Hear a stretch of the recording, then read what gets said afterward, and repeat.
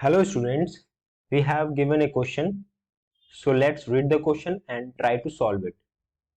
So question says, suppose object C is in thermal equilibrium with object A and with object B. The zeroth law of thermodynamics states.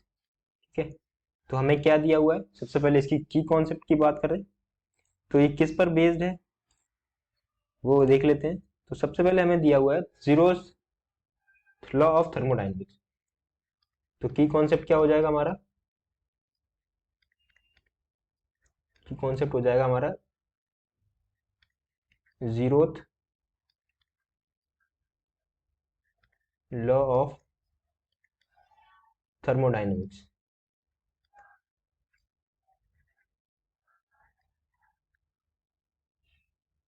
Thermodynamics ठीक है, तो zeroth law क्या बोलता है उसके बारे में बात कर लेते हैं कि जीरोथ लॉ एक्चुअली में बोलता क्या है। तो जीरोथ लॉ बोलता है अगर कोई भी ए ऑब्जेक्ट, ठीक है, ए ऑब्जेक्ट क्या है, थर्मल इक्विलिब्रियम में है बी के साथ, ठीक, और अगर बी ऑब्जेक्ट थर्मल इक्विलिब्रियम में है सी के साथ, तो हम लोग बोल सकते हैं कि जो ए ऑब्जेक्ट होगा ना वो भी थर्मल इक्विलिब्रियम के होगा, किसके, सी के साथ। तो ये जो है हमारा जीरोथ लॉ ऑफ थर्मोडायनेमिक्स बोलता है। तो अब इसको अप्लाई करते हैं इस क्वेश्चन में और देखते हैं कि कौन सा स्टेटमेंट जो है वो करेक्ट स्टेटमेंट होगा। तो हमें क्या दिया हुआ है? हमें दिया हुआ है कि सपोज ऑब्जेक्ट सी जो है, ऑब्जेक्ट सी है कोई एक, वो थर्मल इक्विलिब्रियम में है किसके, ए के साथ, राइट। उसके बाद सी जो है वो थर्मल इक्विलिब्रियम में है किसके, बी के साथ भी थर्मल इक्विलिब्रियम में है, ठीक है, थर्मल इक्विलिब्रियम, ओके। अगर सी जो है वो ए के साथ थर्मल इक्विलिब्रियम में है और जो सी है वो बी के साथ भी थर्मल इक्विलिब्रियम में है, तो हम लोग बोल सकते हैं जीरोथ लॉ। तो यहाँ पे लिखेंगे हम according to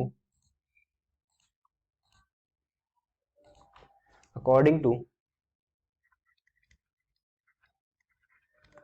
according to zeroth law of thermodynamics,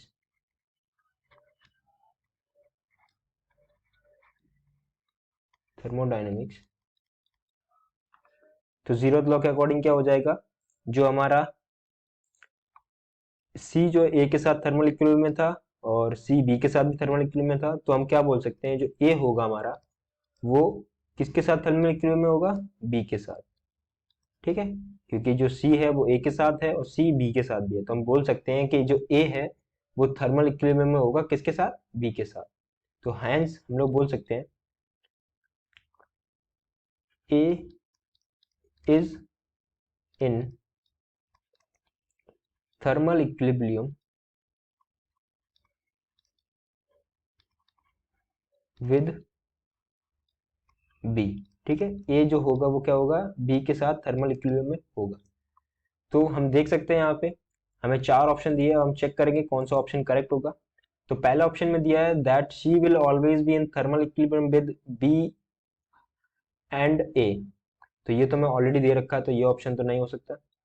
उसके बाद B option that C must transfer energy to both A and B, ये भी नहीं होगा।